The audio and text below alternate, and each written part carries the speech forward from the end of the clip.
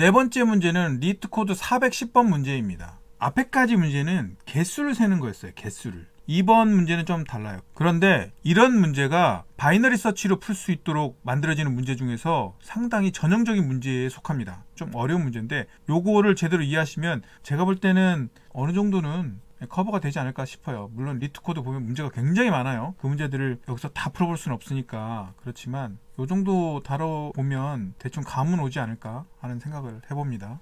이 문제는 nums라는 배열이 하나 주어지고 m을 하나 줍니다. m이라는 정수를 하나 주는데 이게 무슨 뜻이냐면 nums라는 배열을 앞에서부터 차례대로, 그러니까 예를 들면 이 배열을 여기서 딱 끊어가지고 m이 2거든요. 이게 그룹의 개수예요. 여기서 끊어가지고 여기 한 그룹, 여기 한 그룹 이렇게 만들든지, 여기를 끊어가지고 여기 한 그룹, 여기를 한 그룹을 만들든지, 이런 식으로 그룹을 나누라는 거예요. 두 개로. 그 대신에 이게 뭐 7하고 10하고 이렇게 한 그룹으로 만들고, 뭐 2하고 5하고 8하고 이렇게 한 그룹을 만들고, 이런 식으로는 안 된다는 거예요. 연속돼 있어야 된다는 건데, 각 그룹의 썸의 최대값이 있겠죠. 예를 들면 여기는 15가 되고, 15가 아니라 14죠. 14가 되고, 여기는 18이 되고, 이런 식이 되잖아요. 그러면 최대값은 18이죠. 이거를 7, 2, 5, 10, 8 이렇게 나누면은 여기는 9지만 여기는 23이죠. 이렇게 나눴을 때는 23이 되겠죠. 이거의 최대값은. 그리고 이렇게 나누면은 요거의 최대값은 18이 될 거고요. 또는 7, 2, 5, 10 하고 8 이렇게 나누면은 여기는 8이 되겠지만 얘네들은 24가 되겠죠. 그럼 얘네는 24가 될 거예요.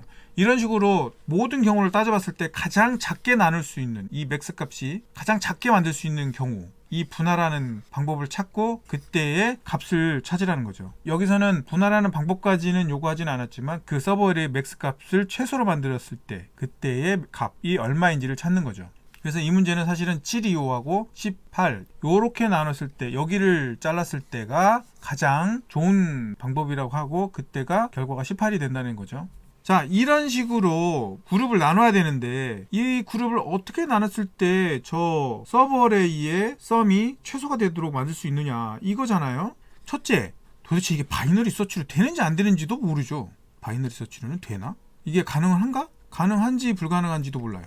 그다음에 가능하다면 어떻게? 이런 의문점이 생기겠죠. 이 문제를 보고 딱 떠오르느냐? 꼭 그렇지도 않아요. 이게 훈련이 된 사람들도 좀 생각을 해야 되거든요. 그래서 많이 풀어보고 이런 유형에 익숙해져야만 그래도 이런 문제를 접했을 때 머릿속에 떠오르게 된다고 생각을 하거든요. 대신에 어떤 알고리즘을 생각해내게 되는지 어떤 프로시저는 제가 사실 따로 만들고 있어요. 그래서 이 강의들이 어느 정도 진행이 돼서 알고리즘들을 한번 쭉 훑어본 마지막 시점이 되면은 그 프로시저를 한번 나름대로 정리한 거를 오픈을 해드리도록 하고, 그럼 그걸 왜 만들고 있느냐? 저도 항상 의문이거든요. 이거를 아무리 이런 개별적인 알고리즘을 알려드린다고 해도 이 알고리즘을 적용해야 되느냐 말아야 되느냐 자체를 판단하는 것도 굉장히 큰 문제거든요. 쉽지가 않아요. 그 짧은 순간에 그게 생각이 나야 되기 때문에 결국에는 가장 좋은 방법은 솔직히 문제를 많이 풀어보는 방법밖에 없어요. 우리가 뭐 수학 공부를 하든 영어 공부를 하든 마찬가지잖아요. 영어를 하려면 많이 대화를 해봐야 되고, 수학이라면 시험을 대비한다면 문제도 많이 풀어봐야 되는 거고, 그렇지 않더라도 그런 수학적인 사고나 고찰을 계속 해야 되게 될 거잖아요. 이것도 마찬가지예요. 바이너리 서치를 쓸 수 있느냐 없느냐를 판단해야 된다면은 어떤 경우들의 바이너리 서치를 썼을 때 효과적인지를 자꾸 탐색을 해봐야 되는데, 일단 할 수 있는 방법은 이런 몇 가지 유형들을 살펴보고 그런 유형으로 이걸 풀 수 있는지를 판단해 보는 거죠. 오히려 거꾸로 어떻게를 좀 더 공부를 해보고, 이 어떻게라는 거를 좀 머릿속에 정립이 되고 나면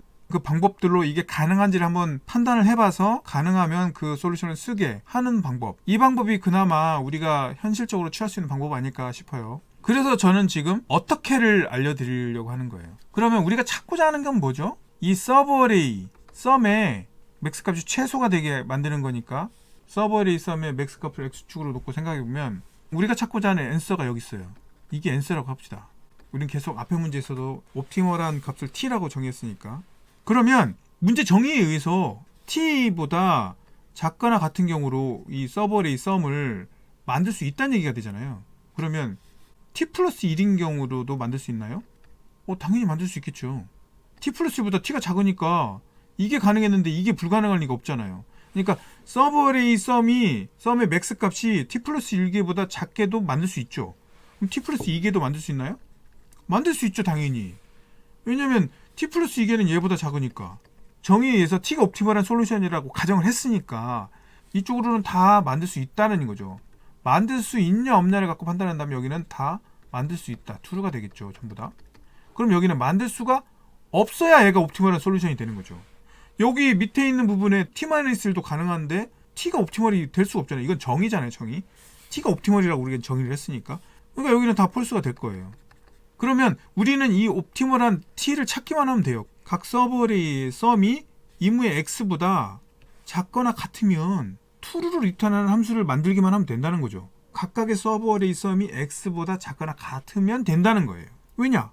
제일 큰 놈도 x보다 작거나 같으면 그 나머지도 전부 다 x보다 작거나 같겠죠. 그러니까 우리는 x보다 작거나 같은 서버 어레이로 원래 배열을 m개로 쪼갤 수 있으면 true를 리턴하고 없으면 false를 리턴하기만 하면 우리는 로어 바운드로 옵티멀 t를 찾을 수 있게 되는 거죠. 뭘 디시전 프로시저로 만들면 된다? 이무에 x가 주어졌을 때 각각의 서버 어레이의 썸이 x보다 작거나 같게 나눌 수 있는지만 판단하면 되는 거예요. 이건 가능합니다. 배열이 이렇게 원래 있으면은 계속 앞에서부터 더해가요. x보다 작으면 계속 더하고 여기까지 더했더니 x보다 커졌어요. 그러면 여기까지를 하나의 그룹으로 떼내고 여기서 다시 시작하면 되죠. 그래서 여기까지 더했더니 x보다 작거나 같았는데 여기 그 다음 거 더하니까 x보다 커졌어요. 그러면 여기를 또 다른 그룹으로 만들고 이렇게 되는 거죠. 근데 원래 m개의 그룹을 만들어야 되니까 이렇게 하다 보면은 여기가 k개가 남았는데 왼쪽에 이미 그룹이 n-k개가 찼어요. 그러면 여기는 각각 하나씩으로 그룹을 만들어야 되겠죠. 그런 식으로 그룹을 만들었을 때 요 각각도 결국에는 x보다 작아야 되죠. 이 값들이. 이런 코너 케이스는 있어요. 자, 지금까지 한 얘기를 그대로 코드로 옮겨보도록 하겠습니다. 먼저 상한과 하한을 만들어야 되겠죠. 하한은 0이에요. 왜냐면은 각 배열에 전부 다 0인 경우가 코너 케이스로 주어질 수가 있어요.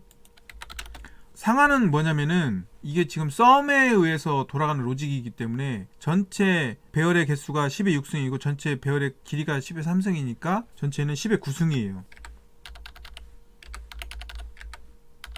10의 9승. 10의 9승은 인트로 받을 수 있으니까 이렇게 하고요. 그 다음에 룹을 돌죠. 리드는 오버플로우가 안 나니까 이렇게 하고 decide 당연히 넘스를 넘겨줘야 되겠죠. 그리고 m도 넘겨줘야 어떤 판단을 할 거고요. 그 다음에 mid 값도 넘겨줘야 되겠죠. 그랬을 때 high는 mid-1일 테고 low는 mid 플러스 1이 되겠죠. 그리고 결과적으로 low를 리턴하면 옵티멀한 값을 리턴하게 되는 거죠. 자, 이제 decide 함수만 구현하면 되죠. decide 함수는 콘스트를 붙여줄게요. 저는 이게 콘스트 붙여주는 거를 되게 좋아합니다. 그리고 사실 좋아하는 걸 떠나서 당연히 그렇게 해야 돼요. 여기를 x로 안 놓고 maxSum, 좀 더 의미 있는 용으로 maxSum, max 서버레이 썸이죠. maxSum이라고 할게요. 여기 아까 설명할 때 이 x에 해당하는 거예요. 이 x에 해당하는 거예요. 그룹의 개수예요. 이건 그룹의 개수, 서버레이 개수. 그리고 현재 처리하고 있는 서버의 썸이에요. 이 썸이 맥스 썸보다 커질 때 하나의 그룹으로 만들어 버리는 거죠. 값을 하나씩 꺼내가지고 꺼내서 배열 하나, 배열에 있는 값 하나를 꺼내봤더니 그 값이 맥스 썸보다 큰 거예요. 그러면은 이거는 절대로 하나가 이미 기준을 넘어섰으면 무조건 폴스죠. 그리고 썸에다가 현재 배열의 요소의 값을 더했더니 맥스 썸보다 크다. 그러면 새로운 그룹을 하나 만들어야죠. 새로운 그룹을 하나를 만들고 썸은 x로 놓고요.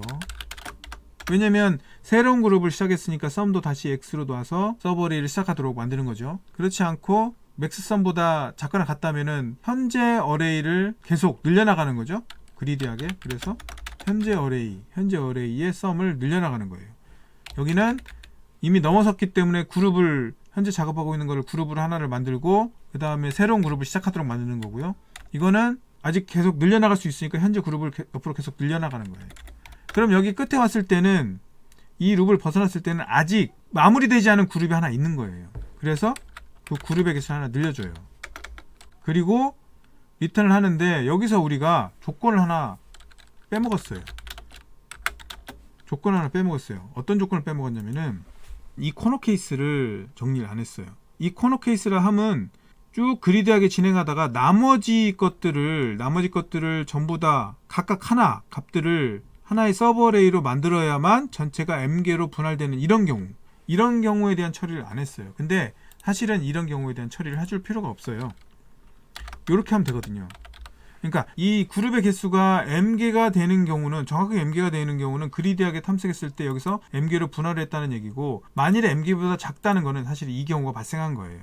그럼 여기에 전제 조건이 하나 있어야 되죠. 이 배열을 무조건 m개로 나눌 수는 있는지를 판단해야 되는데, 나눌 수는 있어요. 왜냐면 m이 이 배열의 크기보다는 무조건 작거나 같다고 주어져 있기 때문에 무조건 m개는 나눌 수가 있어요. 그래서 이 개수가, 그룹의 개수가 m개보다 작다는 얘기는 뭐냐면은 각 끝에 배열의 요소 하나하나를 그룹으로 서버 어레이로 만들어야만 m개로 만드는 조건, 이 조건이 발생했다는 의미가 돼요. 그래서 카운트가 m보다 작거나 같은 이 조건 하나로 m개로 정확하게 구분하는 경우하고, 끝에 코너 케이스가 발생해서 값들 하나하나를 그룹으로 만들어야 되는, 서버 어레이로 만들어야 되는 경우까지 포함해서 처리할 수 있게 되는 거죠. 그래서 이렇게만 해주면 결국에는 이 디시전 프로시저를 완성할 수 있게 되는 거죠. 돌려볼게요.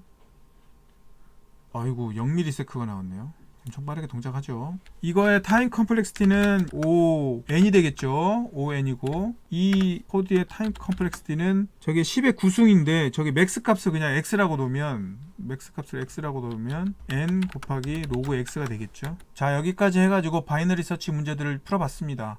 제가 몇 개를 골라가지고 풀어봤는데 사실 바이너리 서치 문제도 되게 유형이 많아요. 근데 요 정도가 인터뷰에서 그나마 좀 어려운 문제들에 속하지 않을까 싶어요. 아까 봤던 개수를 세가지고 처리하는 방법, 또 이거는 상한을 리밋을 걸어가지고 그 상한 안에 들어오는 것들을 그룹을 짓는다든가 해가지고 그 상한을 얼마까지 하면 좋을지 이런 식으로 바이너리 서치하는 문제도 있었어요.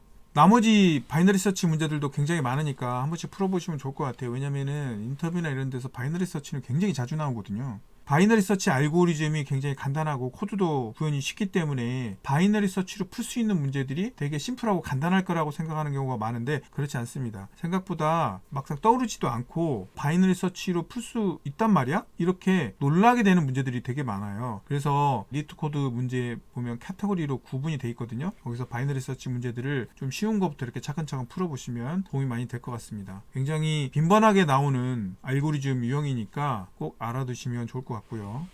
다음 시간에는 터널 리서치에 대해서 알아볼 겁니다. 터널 리서치에 대해서도 또 이렇게 준비를 해놨으니까 상세하게 설명을 드리면서 터널 리서치가 어떤 건지, 또 이걸로 어떻게 문제를 풀 수 있는지 살펴보는 시간을 갖도록 하겠습니다. 다음 시간에 다시 오겠습니다.